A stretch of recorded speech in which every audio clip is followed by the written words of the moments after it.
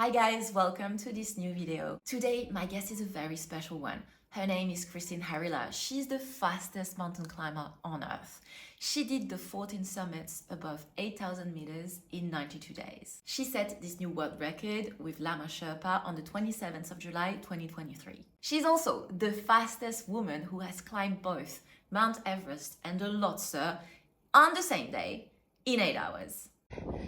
We are on the summit of Annapurna. It's number 8 this year for me and Lama. We're so happy we made it. Very long day and we're so tired today. Okay, we are on the summit of Manaslu. It's number 9 for me and Lama. Her records are insane. Knowing that the menstrual cycle is impacted by nutrition, how you deal with stress, the quality of sleep, and so on, is it possible to keep a healthy menstrual cycle up there? I mean, she went 14 times in the death zone. She did put so much pressure on your body. She had lack of oxygen, of sleep, I guess lack of water, and probably food. So how did she deal with that? How did she get prepared? How was she dealing with her period going on this crazy expedition? I had so many questions. So I sent her an email, and a couple of days later, she sent me a big yes. I was so happy that she was open to talk about these subjects. I went to Oslo in order to interview her, and I was lucky enough to be there on the day of the release of her book. My name is Alex, I'm a symptothermal method instructor and the founder of Magic Ovaries. I bring guidance and education about the menstrual cycle and fertility.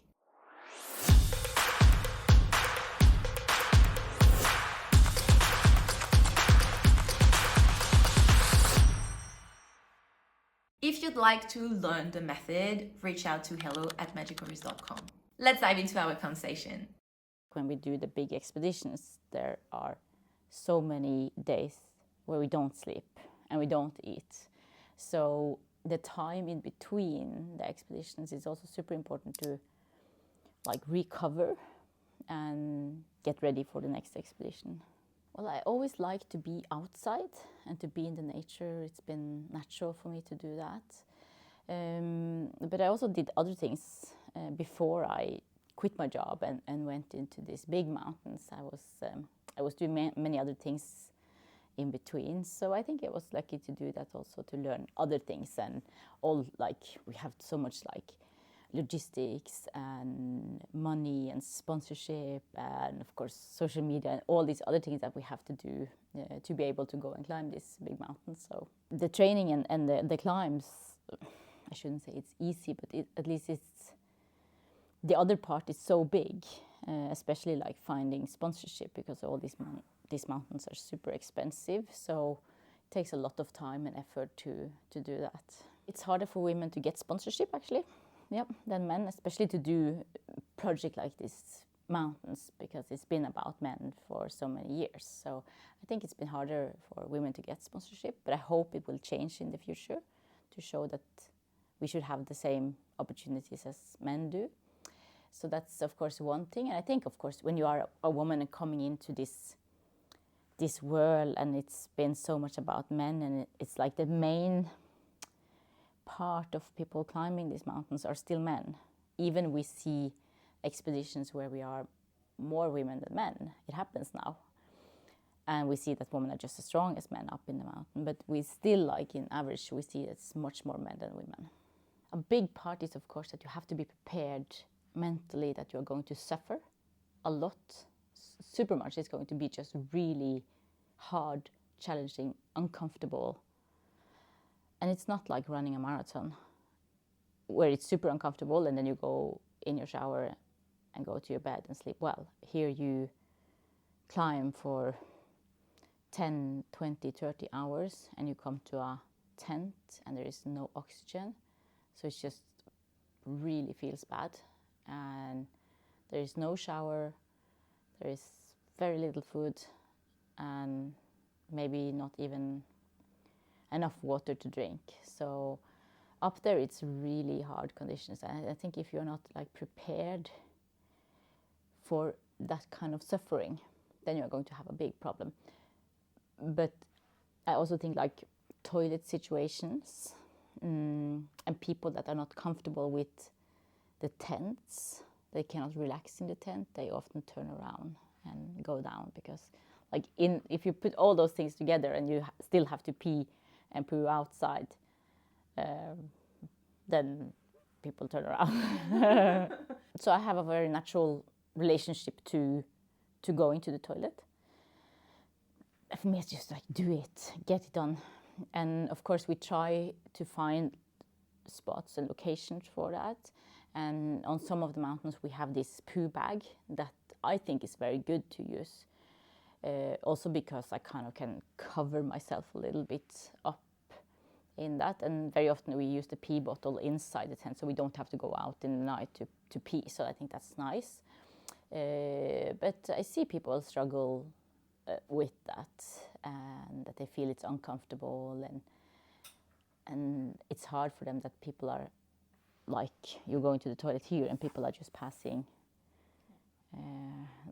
there. And of course, like, it's very often much easier for the men, because they can just put it out and pee, and we have to drag everything down to, and if we have the harness and the big down suit, yeah, it's much more hassle for us to do it. Someone have this pee, like a tube, and they have it in this hard plast, so you can open the down suit in front and you can put it in and pee like a man would do.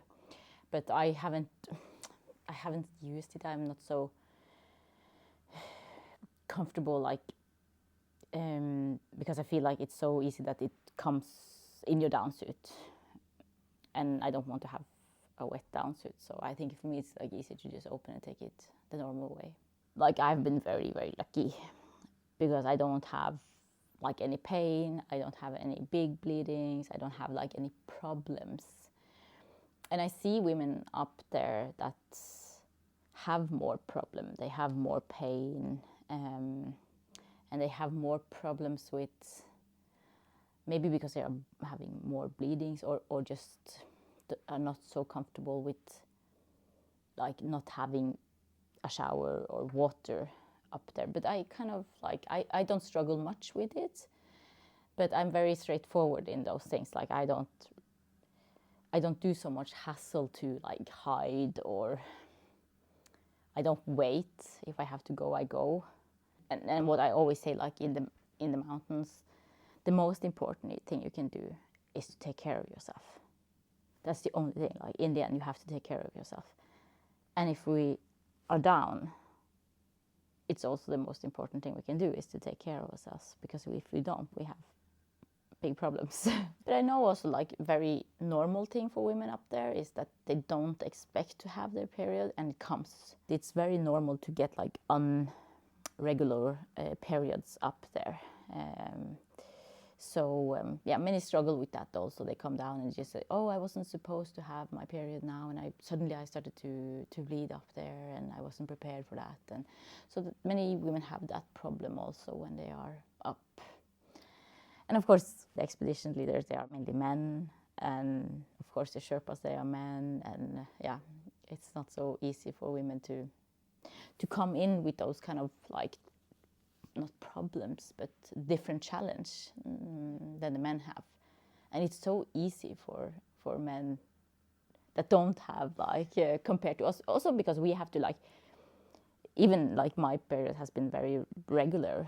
I still like, because I know it can happen, so I always like prepare a little bit extra, like, okay, what if, and what do I bring? And we know like we don't have any water to clean anything, and for many days we are like above base camp. When we are in base camp, we kind of have not a shower, but very often we have a tent where we have a basket with water, and then we can of course clean, and that's much easier. Yeah. IUD, yeah, I had that for many years, and that also works very fine for me. Earlier, before that, I had this pill, but I know that I didn't have any problem with that either. But I know that some doctors say it's not good to use the pills when we are up in in the high mountains because of like you can get like blood clusters. It's a higher risk of that, so they don't recommend to go on the birth control pills if you are going up to the mountains. So that's why I changed, and yeah, now I have nothing, so now it's okay. So yeah, never like anyone asked me, but I kind of think it's because everyone knows that I handle things and I fix things, and no one's really like worried about me and those things. And I don't think it's very normal, like that the expedition leaders or team are having like discussions with the female climbers, like how do you prepare for your periods up there.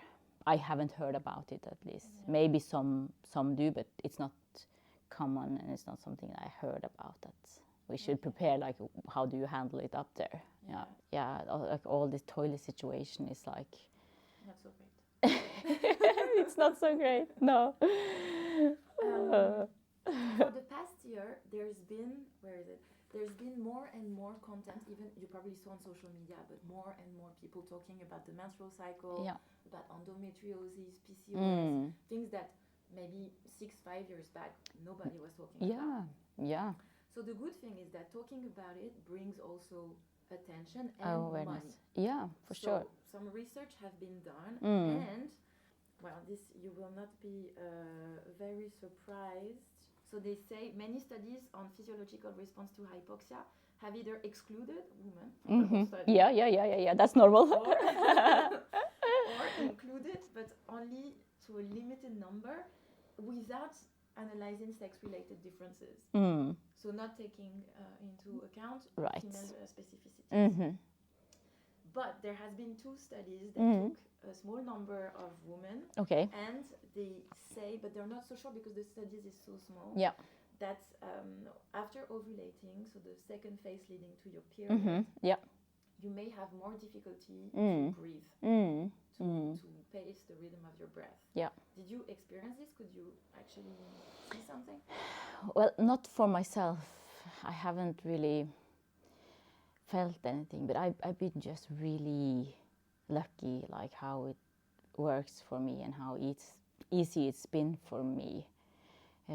Like especially when I hear others and how they feel like more in bad shape and more tired and more like I had a friend now on this mountain we were now, and she felt like, oh, I'm so swollen, like in my face and in my belly. I feel like I'm so swollen and heavy, and yeah, so she was struggling more with, and she was like, oh, my period is coming now, it's just because it's coming soon. So I know it's normal to feel it, and I think she felt like, oh, I will feel it when I climb, because of course you don't feel the same. Sometimes when I come down, I'm so tired. I've been so tired a couple of times that it's crazy. Yeah, really, really tired, really bad. How much time do you need to recover? The thing is, I need very little time. But of course, it's because I'm in good shape. I think and I eat healthy, and I like have normal sleep, and I don't drink alcohol. So I kind of like I think my body is happy with my life in general. Even I have this period of times where I have like really hard days and maybe weeks where my body really get pushed a lot.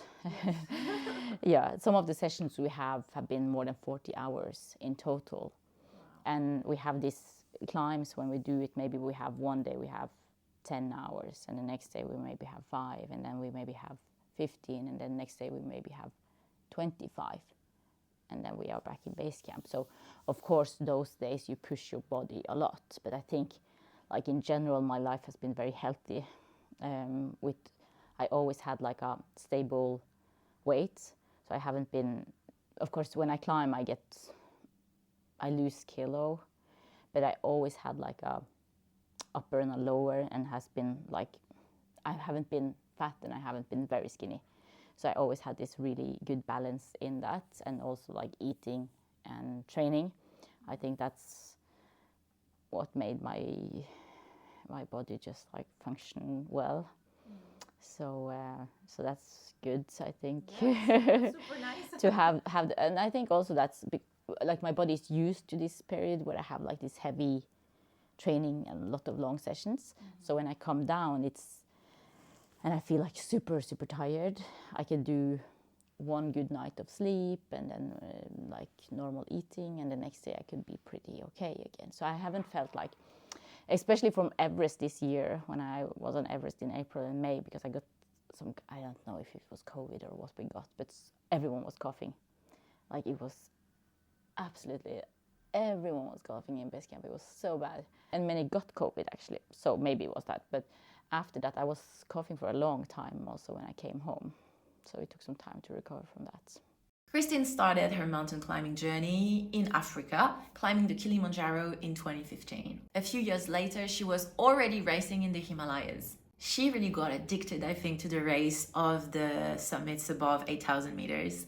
Personally, I discovered this type of expedition thanks to the documentary about Nim's journey. It's available on Netflix if you want to see how it is up there and how hostile these environments are. My heartbeat was rising while I was watching this documentary. I mean, I was sweating in my couch. It's so crazy, to go to these areas where so many people actually die, and they go for it and they lack oxygen, they lack sleep, food, and water, and they try again and again.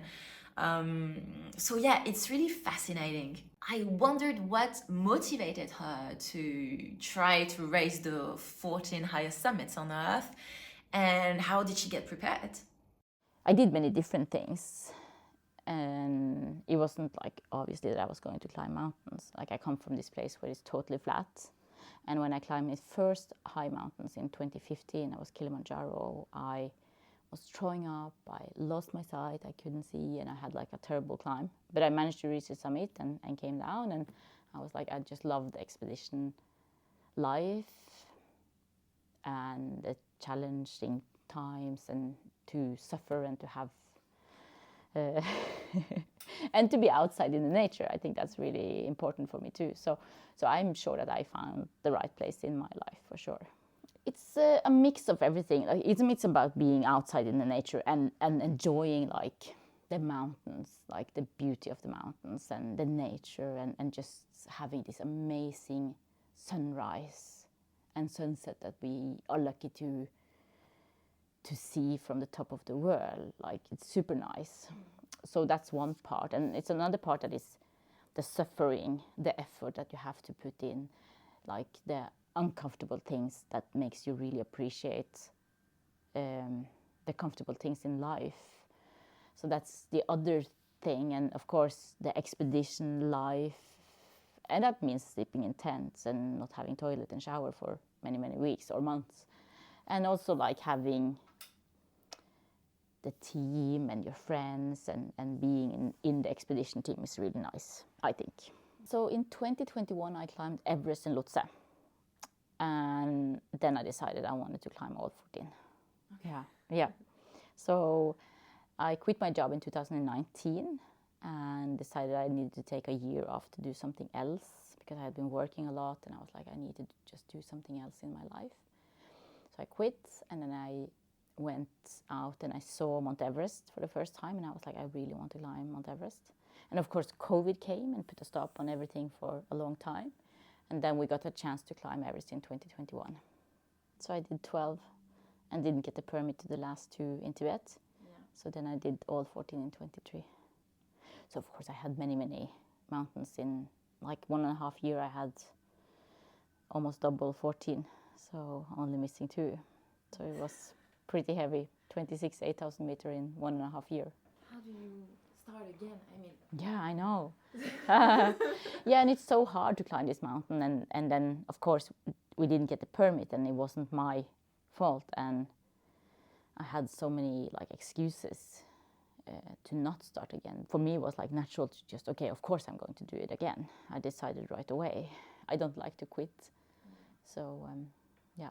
I was thinking about writing a book in the end, of course, but we didn't start really before after I finished the project in 23. Yeah, I did a lot of documentation also because we had this documentary coming out that will come in 26. So I did some writing and some voice recording, but I did a lot of filming and pictures, like so much. Yeah. Okay. Yeah, so that's why we have all this super nice picture in the book. It's Wow. very, very nice. And also we have this. A lot of this picture we took ourselves also. So some of them, they managed to come up to the summit, but many they didn't. So then we took it ourselves also. Okay. So like here, it's we are climbing on Everest. Yeah. So this a friend of mine took, and that's me, and that's my Sherpa Lama. Okay. So yeah, so of course I'm very glad today that we have a lot of picture and film to look back on and to see, and I think like if I didn't have any, it would be like almost I don't understand it myself. So I have the trekking, a GPS track that I have on me, so I can always like document where I am, and we also been open all the way in social media that okay, now we leave camp and now we go for the summit and now we are down. So we share constantly the tracker so people can actually follow. And then, of course, on the summit, it's picture and film to document that we actually been there on the right summit. And also calling. So I always call from the summit, say now we are up, and with a satellite phone. Yeah. So that's the important thing. If you are trying to do some record or some things like that, you need to make sure that you can document what you have done. I never felt a race. Never. No. And I think that's why we have been safe also, because I never felt like any race, not any competition. I didn't feel like pressures from sponsors, or I was so good on focusing on one mountain at the time and one step at a time. And I think that kept us safe. And I think I'm good on having like the right focus if it's challenging enough. If you find me working on the computer home, I can like end up doing a lot of other things. But when we climb these mountains, it's so challenging. And it's also life and death. Like if you're not really focused, it's a second and it goes wrong. So I think that the challenge is so hard, and that it's life and death, and that makes me be good on keeping focus on what's important. And as we climb, it's not important with the record or the competition or race or anything. It's just one step at a time and getting safely up and down. That's it. So I've been good on that for sure. But all these things where we see like a lot of people, I think we can say it's of the 14, it's 2 mountains. So it's Everest and a little bit more on K2 and also maybe on Manaslu. But most of these mountains, it's been a very few people and not like we see in the pictures, and we have like no people and we have to fix the ropes ourselves, or we just go with rope in between us, so we don't have these fixed ropes like on Everest, because it's like this big machine and we have like 475 permits to climb. That's only the climbers, and then you have the Sherpas and the guides also, so you probably have 800-900 people on the permits for going there. So of course that's a lot of people, and then you have this fixing team that goes in front to fix the ropes and things. But most of the mountains, it's not like that. But also on Everest, where we see like a lot of people, and I summited in 21 and 22 and 23, and all those times it's never been a problem with too much people.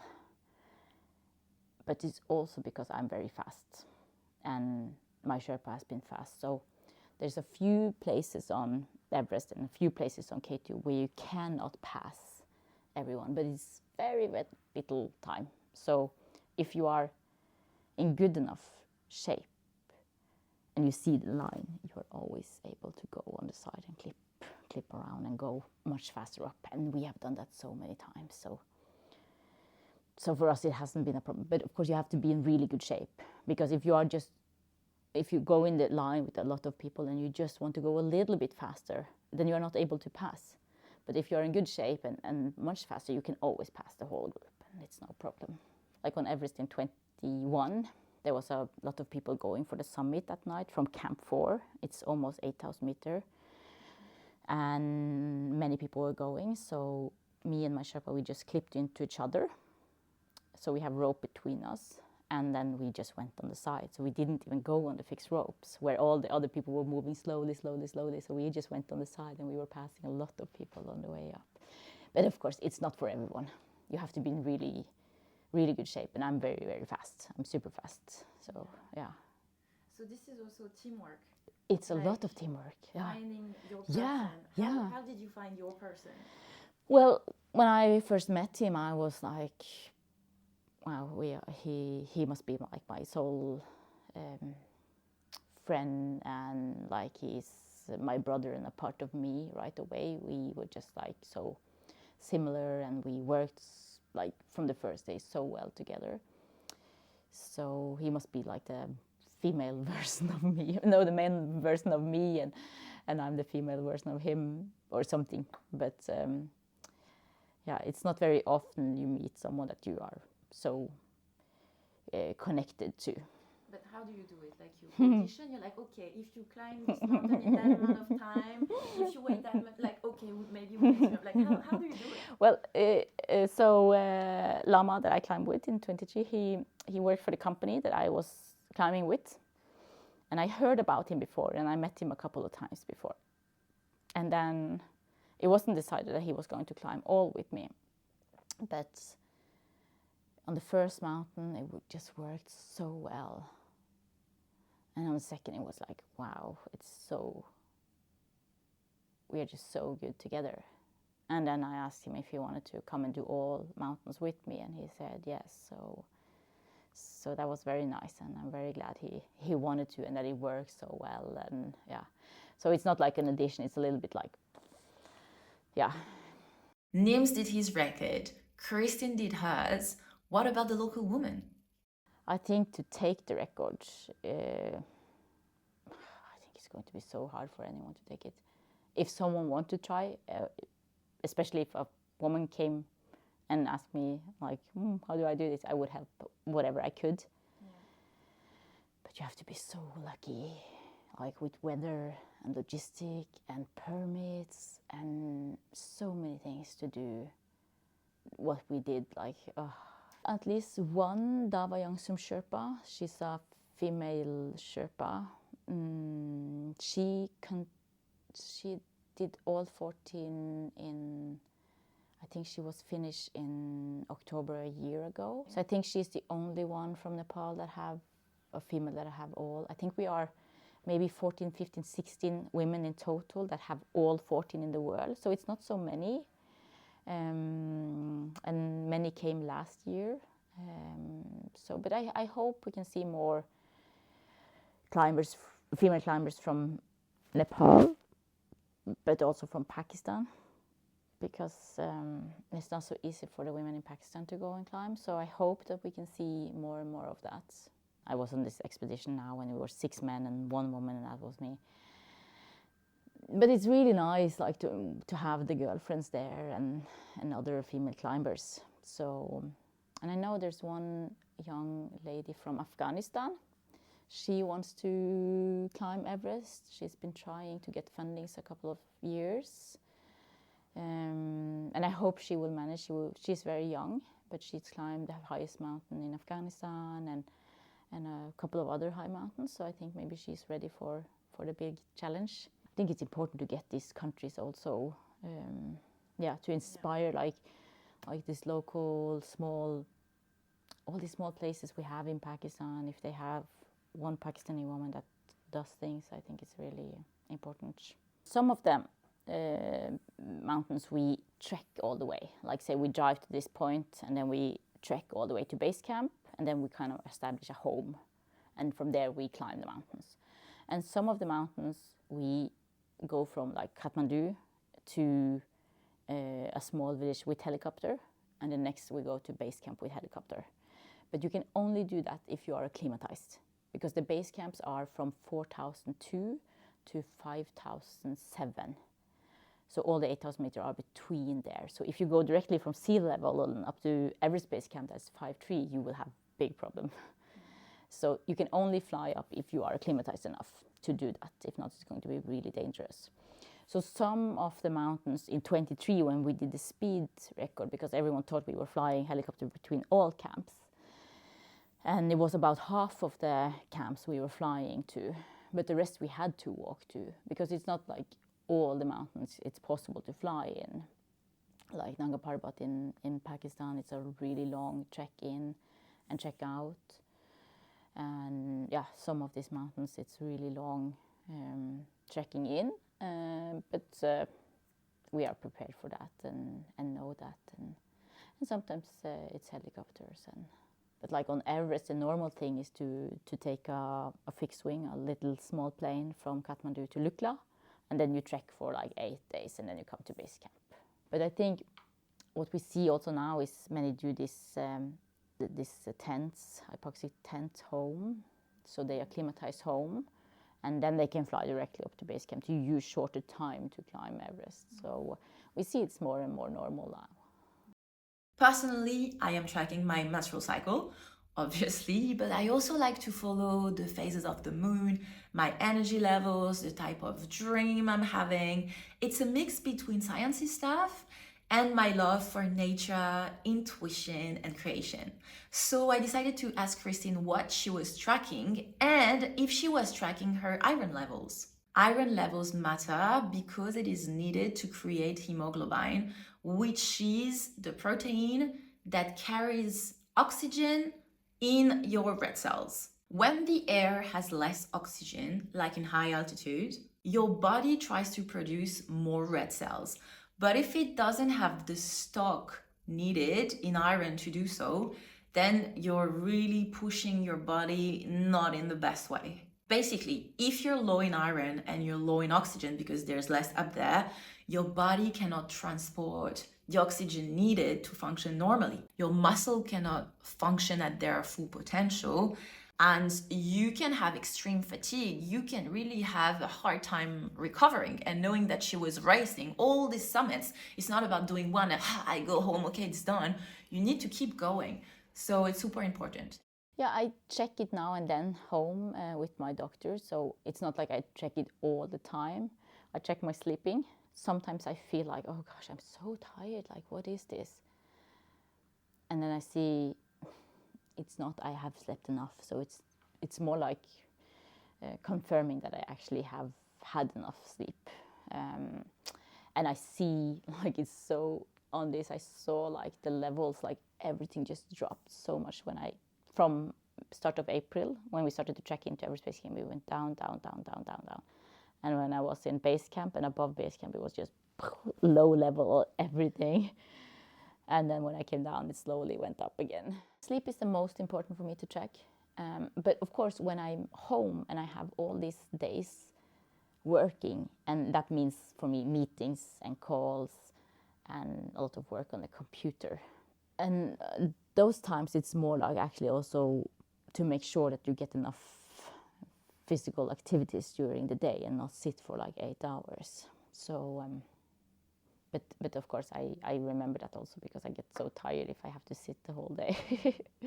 Yeah, I'm probably a little bit geek on all these things, but yeah, I do the scale also to scale like my mainly to scale like my muscles, like just because I think it's fun to see how the body is reacting on all these things that we do. I haven't felt like, oh, now it's my period, now I feel like more stressed or more tired and less energy. Or I felt like always my training had been like normal during the whole month. So I think I've just been lucky with that it doesn't bother me. But they have done a lot of studies here, not a lot, but they have done more studies on like when to push during your period and before, and and when is it best, and when will you perform best. Christine's story is very inspiring. So I asked her if she had the feeling that she became a bit of a role model and if she was getting a lot of messages from other women, especially concerning the preparation and how to deal with your menstrual cycle up there. Many ask like how to do it, and I try to just say like try to not be stressed about it and just do it normal, and like often we share tents with many people, and they feel it's uncomfortable to like clean or to change and with no water and things. So I try just to like just do it. And normally, like often we sleep with many Sherpas in the tent, and normally they are so okay with that. They are just like I say to them, turn around, guys, and they do it. It's not it's nothing to worry too much about. Of course, you probably want to take some extra care to wash yourself, and yeah. Christine released a book at the end of October 2025. She's talking about her expedition, about her preparation, how did she deal with all the crazy challenges up there. And she's also talking about difficult events like the accident on K2 and the loss of Lama that followed their new world records. After that, Christine went for a new kind of challenge. She went for an expedition, solo expedition in the South Pole, so I asked her about that.